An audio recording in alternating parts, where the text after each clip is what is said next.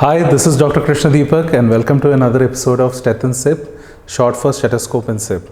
This is a unique podcast where we bring you the best clinical practitioners who are present in India and help you to understand their unique insights. And today we have a very famous and a very established clinician in the field of nephrology, that is Dr. Vikranth Reddy.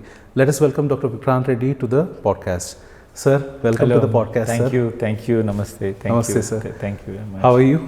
Fine. Thank you very much, Dr. Deepak. Yeah. So, I've been following your trajectory, but for our viewers, tell us a little bit about yourself. Where did you do your MBBS, your MD, DM, and why did you choose nephrology as a field? So, I started my career in 1992. I'm the 1992 batch of MBBS from PDMMC Medical College, Amravati, Maharashtra. Then I finished that and then I joined MD at Jawaharlal Nehru Medical College, Belgaum. And then I came back to Hyderabad. I'm basically from Hyderabad, so I came back to Hyderabad. I was looking for options. I was very sure that I'm not going to stop at MD level, so I have to do some specialty. So I was looking at cardiology, hematology, medical oncology and nephrology as such. So then I felt that there is some need for nephrology because nephrology was not much. If you look at that, was in 2004. So not much of nephrology. So only few centers, and nephrology started. If you see dialysis centers and all started in 2000 or so. So there was definitely need and there was definitely India is the diabetic capital. So it's a growing number, and I saw people dying with kidney diseases, when I was doing my MD, and most of the time during my MD days we all used to diagnose as LVH, heart failure, CKD coming up with pulmonary edema, saying a heart failure, LVH, left ventricular failure and things like that. Then slowly this branch evolved that there is much more than what much more need to be done. So I chose nephrology in 2004. I did from Kamineni. So Professor JCM Shastri was there.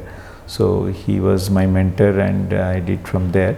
And Wonderful. From 2008 onwards, I was there as a consultant at Care Hospitals. I established the department and then I was the head of the department. And now I recently moved to Omega Hospitals, Hyderabad. And again here also, I started my journey with establishing the department. Omega doesn't have a nephrology, so I started the nephrology department, dialysis unit, Wonderful. Everything. So right now I'm doing some sort of a service to cater the kidney patients. It's not some sort of service, it's a great service.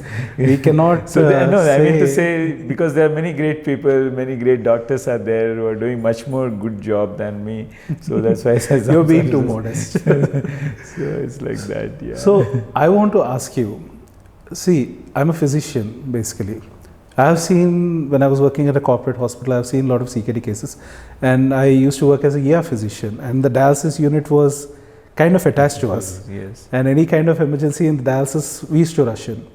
So, what do you think, according to you, is the prevalence of CKD in India?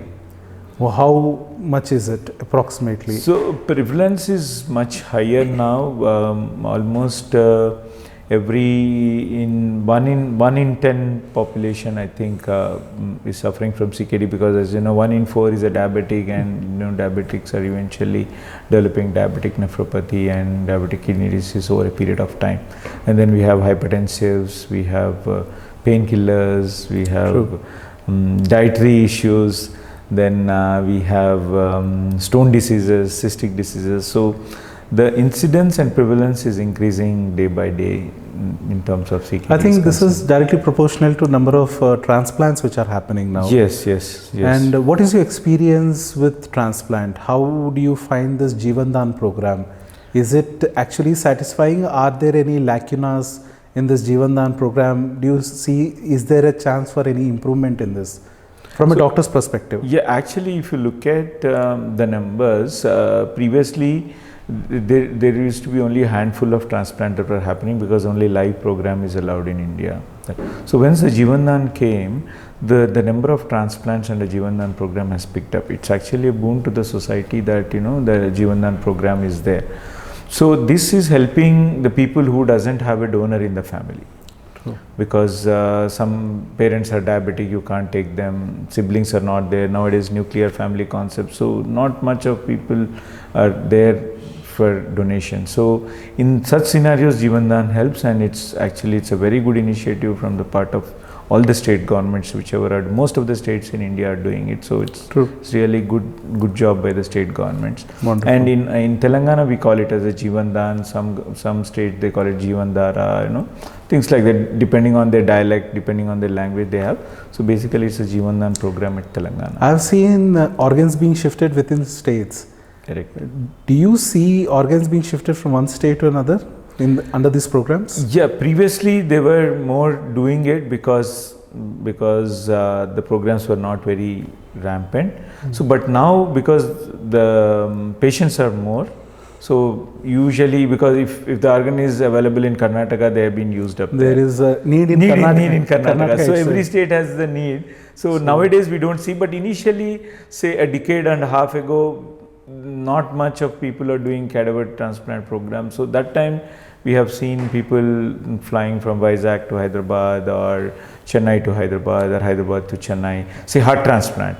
So we were not doing it. So heart transplant was doing it Chennai. So heart was shifted, transported to Chennai. So it's like that. So otherwise nowadays every state, every district has a death. So everything is done then and there itself. For general audience, what are the steps for which they have to take, or what are the steps that you start to prepare the patient for organ transplant? What I mean to say is not the medical steps. What I ask you is the regulatory steps. What are the things that you need to do before they enroll themselves into Jeevan Dan, and then how things work out? So basically we have, the program is divided into two parts. One is live and cadaver, that is Jeevan Dan program. In the live program, what we do is we need to establish the family relationship. Only the immediate family members are allowed to donate, like father, mother, spouse, children, grandparents. These are the ones, like income tax rules.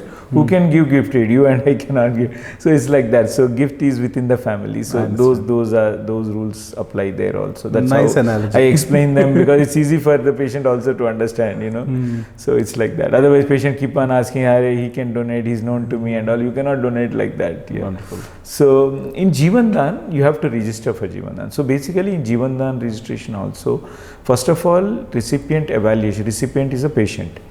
Evaluation has to be done by the doctors, like nephrologists like us. We have to see whether patient is fit for transplant, whether he has any heart disease, whether he is suffering from any other major illness like malignancies or liver issues, HIV, HCV, all that. So all that evaluation has to be mandatorily done by the treating nephrologist. So once we certify that he is fit for transplant, he is fit surgically, medically, then we register them for, after undergoing battery of tests, we give a clearance to get registered under transplant program. So then it has to be registered. Every hospital has a portal, Jeevan Dan portal. You have to go into the portal, log in, and then enter the details. Then the Jeevan Dan people will approve it, whether the details entered are correct, whether this patient is fit for transplant, Aadhaar details like identity details, Aadhaar proof, all that proofs. Now once that is approved, then he will go into the list. Once he is in the list, lists are done according to the blood group, because blood group is mandatory. So lists are done according to the blood group. Once we have the similar blood group, say A positive is available somewhere, so then the A people are flagged. So they are called to the hospital, and then we get the organ, and then the transplantation. Wonderful. Nice. So how many, the other question that comes up is how successful it is.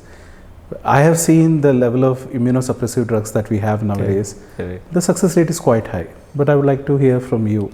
How good is usually, as you also know as a doctor, that there is nothing like 100% success rate in medicine. So we treat hundreds of cases, doesn't mean that all hundreds become better. Similar thing holds good for transplant also. Here success means, basically we need to understand success means, is it a graft, that is the kidney success rate, or a patient success rate. So nothing will happen to the patient even if you transplant, that is fine. And because it's a major surgery, so that also mortality is there for every major surgeries, but here nothing will happen.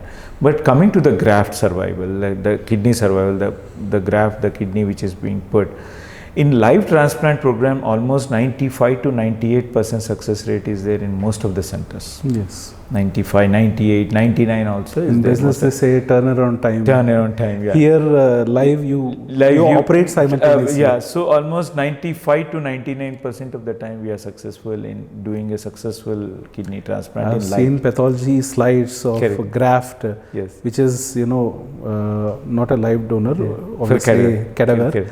So thrombosed ATNs and all. Yes. So that's why here in live 95 to 98, whereas if you come to the cadaver, we have around 75 to 85% success rate. So then, but they eventually improve over a period of time up to 90% success rate. Otherwise, what happens is they go into prolonged ATN, urine output doesn't come, and eventually the graft won't survive. Fails. And sometimes you see that that kind of thrombosis and all, ATNs, prolonged. So the more prolonged, the more bad the outcomes. And sometimes if they are prolonged and the creatinine stays around 2, those grafts won't stay for long also. Okay. Over a period of years, then they will eventually go into CKD dialysis and things like that.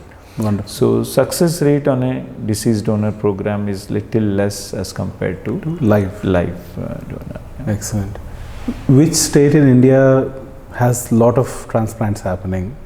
Now Telangana is the highest. Previously Tamil Nadu was there, but now Telangana is the highest in having this transplant program. Yeah. Recently, I came across the new KIDGO guidelines. So my area of interest was especially for iron deficiency. I was studying it because I study ferric carboxymaltose molecule in detail for my work purposes. What, according to you, changed between the latest guidelines and the previous? What has changed? Broadly, if you can give a pointers. So previously, we were using iron sucrose. When I started my practice, we were using iron sucrose only. Ferric carboxymaltose, I think a decade-old molecule now. True. So, which is wonderful because iron sucrose was only available as 100 mg, but whereas ferric carboxymaltose is available as 500 mg and 1 gram. 1000 also is 1000 also. So this gives a score for compliance, and ferric carboxymaltose has less side effects, better tolerability profile, and better safety profile as compared to any other IV iron preparations. Yes, true. So coming to the KDIGO guidelines, in the previous guidelines, they were telling about the transferrin saturations about 20%. Now they are pushed to 30%. Yes, I've seen that. So 30%. So the better the transferrin saturation, the better is your hemoglobin levels, and less is the variability of your hemoglobins. That's why even if you see about 20, 24 transferrin saturation, I tell them to give at least a 500 mg of ferric carboxymaltose so that his hemoglobins are maintained. I've also seen reports, and especially even in the guidelines, that if you increase and if you give a higher dose of ferric carboxymaltose, your dosages of ESA, that is erythropoietin stimulating agents, actually comes down. Yes, so that's true. Even we have observed that. So once you use IV iron preparation, then obviously the need for or the dose of ESAs come down. ESAs come down. Yes. I think that is a great benefit because ESA itself is expensive. Yes. And that is a big issue. Unless and until iron is there, you won't get blood. So hemoglobin won't get manufactured. So IV iron is wonderful. Yeah. You have more than a decade of experience. In your experience, if you are comfortable, can you share a challenging case which was, it said something, the signs and symptoms said something, you first thought it was something, then at the end, whole scenario changed, some kind of a life-changing experience for you. complex case, if you can share with us. Yeah, there are many, but coming to the context The of one that stood out. Yeah, coming to the context of dialysis and these platelet issues, how to dialyze such patients when there are platelet issues. So I have encountered one patient who has come with a femur fracture. Okay. Fracture femur, obviously elderly, fracture femur, fall at home, came with a hemoglobin of around 6 and borderline platelets of about 1 lakh or so. Okay. So we had a challenge in initiating dialysis in him and then give blood transfusion, convincing the family about all these needs and undergoing surgery. So we stabilized him, gave blood transfusion, dialysis was done and stabilized him, and he underwent the fixation of the fracture femur. He was all right, shifted back to the room. Then slowly his platelets started deteriorating. Okay. Biggest challenge, because orthopedics wanted to give some low molecular weight heparins as a prophylaxis and DVT prophylaxis. DVT. So he was on, but slowly platelets started coming down, 1,80,000, 70,000. So we had stopped low molecular weight heparin. Heparin also was not being used on dialysis. So to prevent this. Let me make a guess. Is it a DIC or? Yeah, something like that. So that was the challenging thing. So being a physician. So what happened was we were like worked up for DIC markers were negative. Then slowly platelets still kept on falling up to 30, 20,000. So then we sent a HIT. Okay. Heparin induced HIT antibodies. HIT antibodies came very, very high. HIT positive. So it was a hit case. Hit case. It was a hit case. With low molecular weight. Yes. He was given unfractionated also with when he was on dialysis. Okay. Initially. Okay. So it was a hit case. Then we had a challenge. Now we have to use heparin. Platelets are low. It is challenging. So obviously now platelets are low. So we stopped all heparins. He was giving heparin-free dialysis. The moment you do heparin-free dialysis, dialyzer is getting clotted, and this was the issue that went on. But there is no other option. We can't use it, because then when we stopped it, after 1 week later, then slowly the platelets started picking up. So around 20, 30,000, 40,000. But now the challenging thing is whether to restart or how do we do it, because now it's a antibody positive. We took a hematology consultation. They said no, we can't use, and we also know obviously we also can't use. Helpless, everyday discussions happen, but we cannot use. So slowly started using low molecular weight heparin, a very, very small dose or a trickle dose or something like that. Wonderful. So then slowly things started improving. Platelets came up to 1 lakh, and now the patient is comfortable, and we continued on low molecular weight. It's a big challenge. Yeah, it's a big challenge. Yes, you are in a quandary. You don't know which side we have to go. Yes. So that's how it is. Yeah. And the patients also don't understand. They don't understand, because biggest challenge is being on the medical side. The back of the mind, that if this patient bleeds or anything, it's the biggest challenge for us. So that they won't understand the downside of all such things. That's how it is. It was something that even I faced. We all face. We all face. Yes. Nice. Yes. So coming to dialysis. When do you ideally start preparing your patient for dialysis? Because the D word is a very bad word. Bad word. No patient wants dialysis. Yes. So how do you prepare them? What is your experience? So usually what we do is around 5 creatinine. Once the patient reaches around 5 creatinine, or typically 25 GFR, or around 20, 25 or less than 30 GFR, we started counseling them, preparing them for dialysis. Okay. Around 5 creatinine, I usually insist them to get a AV fistula done. AV fistula done. So that's my thing. Usually I insist. Less than 20 means I will 100% want you to. I think that would be the time when they start taking second opinion. And the moment you say fistula, they'll think that I'm going to start dialysis. I'll tell them it's not going to start dialysis. It needs to set and it's a procedure. Things right and all, but they won't understand, as you rightly said. They won't understand that, and they will say no. They will take a second opinion and things like that. So that's fine. But what has to be told, we'll tell that. So that's how it is. What are the newer things in dialysis right now? Any new type of dialyzer has come in, or Anything new in that So framework? as you all know, it's hemodialysis is there for 2 decades now. Now we have got that hemodiafiltration, that is online hemodiafiltration, where you have convection also that comes in. That means you have a dialysis, that is dialysis membrane is there. You have a convective clearance also, where the dialysate flow is there. There is a online dialysate flow which continuously regenerates, and you do it. So that's clearance. Regenerates the membrane. No, the dialysate. Okay. Dialysate is like a replacement fluid, like you know CRRT. That is there. That goes counterclock. That is a regular mechanism. Yes. But now you have a fluid also that is coming in, which gives more convective clearance. Okay. That is diffusion. This is convective. Okay. So this is called as hemodiafiltration. Okay. So you are giving more fluid, replacement fluid, and removing it. So you have more convective clearance. Okay. So with convection, there is a solvent drag also. Chances of hypotension. Chance of hypertension is less, and solute clearances are better with this. Okay. Clearances are better. So longevity is also better. Many studies have shown that people who are undergoing hemodiafiltration, longevity is better. I read when I was in my second year MBBS that people who are on hemodialysis, they get amyloidosis. Correct. So amyloidosis. These beta 2 microglobulin clearances are also better with hemodiafiltration. So that's why I said longevity better. So nowadays there is a major shift from hemodialysis to hemodiafiltration. That is how. Is the equipment different or how? A little different. We usually use Fresenius 4008 machine for the regular dialysis. This is 5008 machine. Okay. And even the dialyzer also is different. There's a high flux membrane dialyzer. There is a low flux membrane. Here you have the high flux. So you are asking, right, that what is a major advantage? So the high flux membrane, so beta 2 microglobulin, higher molecular weight substances, all are getting cleared with this high flux membrane. Wonderful. So this is something new which has come up in this. Yeah. It's not exactly new, but it is there for the last 4-5 years. But now it is picking up more rampantly across the centers in India. Wonderful.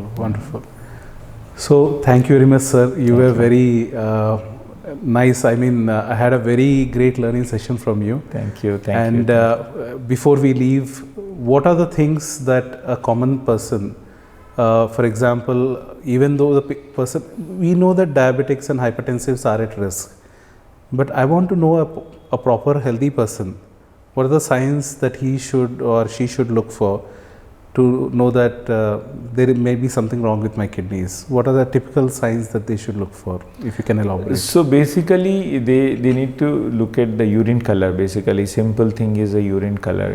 Whether there is any change in the urine color, like red color urine or pinkish color urine, that is change in the urine color. White to yellow is fine. Second thing is, once you pass urine, there should be, are there bubbles that are formed? More than normal, unusually higher bubbles you see. So that is foamy urine. So that indicates protein loss in the urine. So that also one need to observe. So color of the urine and foaminess of the urine, these are the simple tests. And so any edema, especially edema in the legs or edema on the face, up eyelids and all. So these things usually clinches towards some problem is going on, so that he needs to get evaluated by the physician. So those are the things. The last one is a question, might sound silly, but how many liters of water one should take per day? Yeah, normally, it's an important question. So everybody differs. Normal and there is healthy no scientific normal healthy individual, all of us have to take about 3 to 4 liters per day to keep our kidneys healthy, to keep our body healthy, to keep our skin healthy, to keep our entire system healthy. So 3 to 4 liters are minimally required. So that's great, sir. Thank you very much, sir. Thank you very much for coming and giving great insights, sir. Thank you.